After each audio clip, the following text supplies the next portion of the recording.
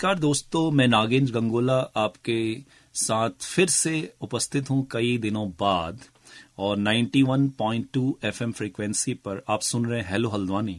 और इससे पहले कई सीरीज में मैं आपसे मुखातिब हुआ हूं और वो सीरीज थी, आप जानते हैं कि शेक्सपियर और उसके ड्रामा और उसके प्लेस पे हमने एक बहुत बड़ी सीरीज की थी। लगभग 25 लेक्चर की वो सीरीज थी और उसके बाद जो है कई महीनों का गैप हुआ है और अब मैं आपके सामने फिर से एक ऐसी सीरीज लेके आया हूं जो किसी भी इंग्लिश लिटरेचर वाले स्टूडेंट के लिए बहुत ही जरूरी है जानना। जी हां दोस्तों, ये शुरू करते हैं आज से हिस्ट्री ऑफ इंग्लिश लिटरेचर। और हिस्ट्री ऑफ इंग्लिश लिटरेचर की जब हम बात करें तो सबसे पहली एज जिसको किसी भी इंग्लिश लिटरेचर के विद्यार्थी को जानना चाहिए, जो बहुत ही जरूरी है, वो है एंग्लो सेक्शन एज। और एंग्लो सेक्शन एज से अब हम शुरू करेंगे और एंग्लो सेक्शन एज से होते हुए हम पूरी पोस्ट मॉडर्न एज तक का सफर करेंगे, जो मेरे ख्याल से लगभग 50-60 एपिसोड से भी ऊपर जाने वाला है। तो शुरुआत करते हैं एंग्लो सेक्शन एज की। अगर मैं एंग्लो सेक्शन एज की बात करूं 410 एडी से ये जाती है 1066 यानी 1066 एडी तक। तो इस एज में ऐसा क्या हुआ और इस एज की क्या खासियतें थी, इसके बारे में जानते हैं। देखिए, एंग्लो सेक्शन एज को ही ब्रिटिश लिटरेचर यानी अंग्रेजी भाषा के साहित्य की शुरुआत माना जाता है, स्टार्टिंग पॉइंट है। और जो अगर हम बात करें कि इसका नाम एंग्लो सेक्शन क्यों रखा गया, तो इसके पीछे मैं बाद में आऊंगा। पहले कुछ बेसिक चीजें बता दूं कि ये इंग्लैंड में जो पहले से बसे हुए लोग थे, जो आयरन एज से, वो थे ब्रिटन्स या उनको सेल्ट्स कहा जाता था। वैसे इसका रियल प्रोनाउंसिएशन केल्ट्स भी बोलते हैं और केल्टिक भी बोला जाता है उस एरिया को।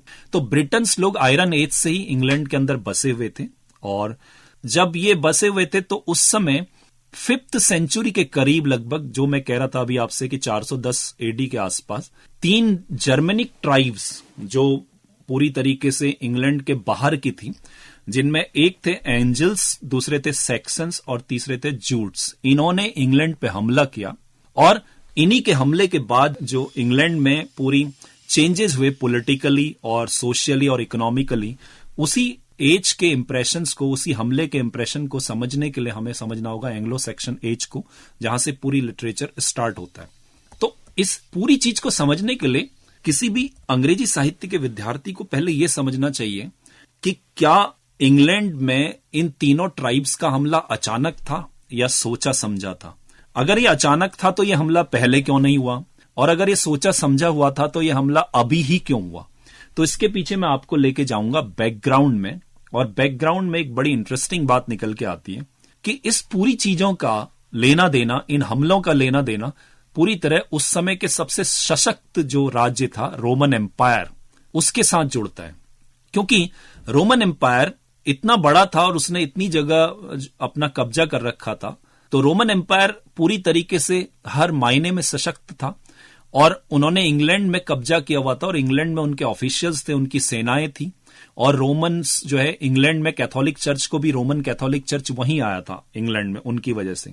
तो हुआ क्या कि ये जो महान राज्य था रोमन्स का, ये 24 अगस्त 410 में एक घटना हुई जिसमें एक एलरिक नाम का राजा था, जो वहीं के विजिगॉथ्स जो एक जाति होती है उनका राजा था।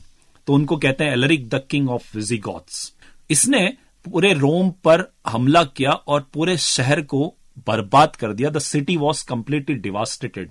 और इस तरीके से जो लोग रोमन्स बचे या जो पकड़ में आए, उनको या तो स्लेव्स बना दिया गया या उनको एक्सप्लॉइट किया गया या फिर मार दिया गया।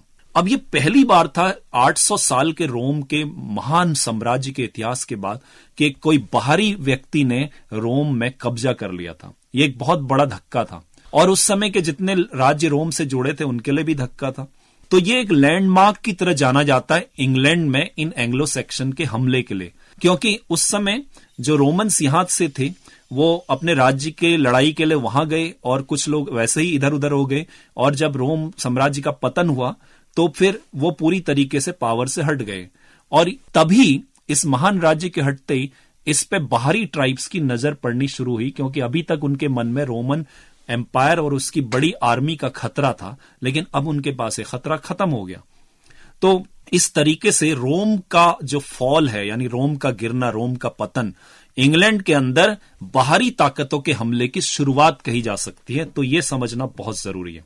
और एम्पायर सेंट जेरोम जो उस समय बैथलेहम में रहते थे, उन्होंने एक किताब में लिखा भी है, the city which had taken the whole world was itself taken, कि रोम साम्राज्य जिसने पूरी दुनिया में कब्जा जमा लिया था, आज वो खुद इस तरीके से इस सिचुएशन पे आ गया था कि खुद उस पे कब्जा हो गया था। तो इस तरीके से ये था आपका जो रीजन मैंने आपको बताया कि क्या रीजन रहा होगा कि बाहरी ताकतों ने इंग्लैंड की ओर नजर डालना शुरू किया।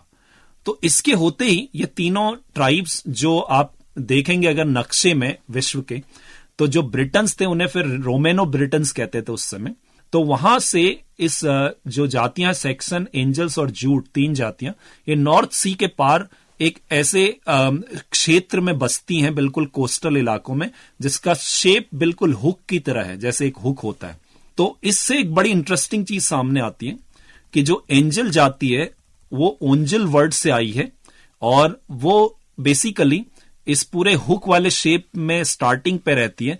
तो इसीलिए इसका मीनिंग एंजल का हुक्स होता है। कुछ क्रिटिक कहते हैं कि ये हुक इसलिए है क्योंकि उनकी बसासत ऐसी जगह पे जो हुक के शेप का है, और कुछ क्रिटिक्स इस बात को लेके आते हैं कि वो मछली मारते थे क्योंकि वो कोस्टल इलाके के लोग थे, तो उसमें जो हुक इस्तेमाल होता है इस वजह से एंजल नाम था। खैर जो भी हो, इसका जो मीनिंग है वो हुक है। और जब हम सेक्शंस की बात करें तो वर्ड सीक्स से आया है, SEAX या SAX से, और इसका मतलब होता है शॉर्ट स्वॉर्ड, यानी छोटी एक तलवार। तो ये दोनों जातियां इन्होंने हमला करा, और इनके साथ जूट्स भी थे जिन्होंने हमला किया, और इन्होंने रोमेनो ब्रिटेन वाला जो इलाका था साउथ का वो पूरा कब्जा लिया, कोस्टल इलाका, और इंग्लैंड में ये बहुत भारी संख्या में मौजूद हुए। और क्योंकि ये लोग बहुत बड़े वॉरियर थे, ये जर्मेनिक ट्राइब्स थी जो कभी भी पैगन गॉड्स को मानती थी और क्रिश्चियनिटी को बिल्कुल नहीं मानती थी। पैगन गॉड्स क्या होता है दोस्तों? अगर आपने कभी हॉलीवुड में एक वाइकिंग सीरीज देखी होगी नेटफ्लिक्स में, तो आपको पता होगा कि पैगन गॉड्स मानने वाले ये सारी जातियां, एक तो ये लोग बहुत ही लड़ाके होते हैं, they are warriors, they are great, they are built in a very muscular way, and they are the most important quality in them that they are very courageous. ये लोग अपने इतने courageous होते हैं कि मौत इनके लिए एक खेल के समान है, और ये मौत से खेल सकते हैं, और इनके लिए सबसे बड़ा है इनका इज्जत या इनका रेप्यूटेशन। तो बेसिकली ये लोग यहाँ पर हमला करके आए, और इन्होंने जो है जब ये यहाँ पर बस गए तो जाहिर सी बात थी कि क्रिश्चियनिटी को नहीं मानते थे, पैगन गॉड्स को मानते थे। तो क्रिश्चियनिटी में इन्होंने बहुत सारे चर्च भी तोड़े, कई पादरियों का कत्ल भी इन्होंने किया। खैर धीरे धीरे जब ये वहां बस गए तो इन्होंने रोमन की जो पत्थरों की बिल्डिंग थी उनको रिप्लेस करके लकड़ियों के भवन बनाना शुरू किया, और फिर उसमें जो उस समय नेटिव इंग्लिश थी जो पूरी वर्नेकुलर फॉर्म में थी, टूटी फूटी फॉर्म में, उसमें इनकी भाषा भी पूरी तरह इंक्रोचमेंट करने लगी, अतिक्रमण हुआ, और इस तरीके से ये पूरी इंग्लिश जो ओल्ड इंग्लिश थी उसे एंग्लो सेक्शंस बोल दिया गया भाषा में। इनके बिलीफ, रिलीजियस बिलीफ पूरी तरीके से पैगन थे और एक क्रिश्चियनिटी का विरोध करते थे। लेकिन एक घटना हुई कि इनके हमले के बाद लगभग 100 साल के बाद या 150 साल के बाद सन 597 में सेंट ऑगस्टाइन का आगमन हुआ इंग्लैंड के अंदर, और उन्होंने जो रोमन कैथोलिक चर्च बुरी तरह सांसें तोड़ रहा था, जिसकी सांसें उखड़ रही थी इंग्लैंड के अंदर, उसको जिंदा करना शुरू किया और रिवाइवल करना शुरू किया। और उन्होंने ही इस तरीके से इसको फैलाया, इसका प्रचार किया कि एंग्लो सेक्शंस लोग भी क्रिश्चियनिटी को अपनाने लगे, और धीरे धीरे वो क्रिश्चियनिटी में कन्वर्ट होने लगे। तो इस तरीके से एंग्लो सेक्शंस ने यहां पर अपने आप को इंग्लैंड के हिसाब से चेंज करना शुरू किया, और अर्ली सेटलर्स ने तो बाद में अपने अलग अलग किंगडम खड़े कर दिए। जैसे 9th सेंचुरी के लगभग आने तक कंट्री 4 मेजर किंगडम में डिवाइड हो चुका था। एक था नॉर्थुम्ब्रिया, एक था मर्सिया, एक था ईस्ट एंजलिया, और चौथा था वेसेक्स, जिसमें वेसेक्स सबसे पावरफुल था, जिसने कभी बाद में आने वाले वाइकिंग्स हमलों के खिलाफ भी घुटने नहीं टेके।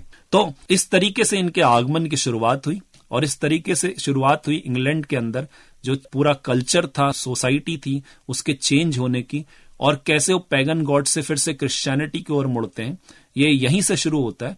और लगभग ये जातियां 600 साल रहती हैं, 410 से लेकर 1066 तक कोई इनका बाल भी बाका नहीं कर पाता, और ये इंग्लैंड को पूरी तरीके से इतने सालों में अपना कल्चर और उसका कल्चर पूरा एमलगमेशन हो जाता है, मिक्स हो जाता है, और धीरे धीरे ये लोग क्रिश्चियनिटी को मानने लगते हैं।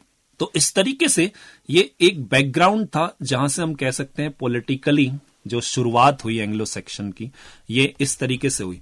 लेकिन अब प्रश्न ये उठता है कि लिटरेचर के अंदर अगर एंग्लो सेक्शन एज ने इस तरीके से अपना आधिपत्य जमाया है, एंजल्स और सेक्शंस ने, और इस तरीके से शुरुआत होती है, तो फिर उस समय साहित्य कैसा रहा होगा, या लिटरेचर किस तरीके से रहा होगा, या उनका इनकी लाइफ से क्या संबंध रहा होगा, क्योंकि लिटरेचर सीधे सीधे लाइफ स्टाइल से संबंधित होता है। इनके जीने के क्या तौर तरीके थे जिसने इनके लिटरेचर को शेप किया गया होगा।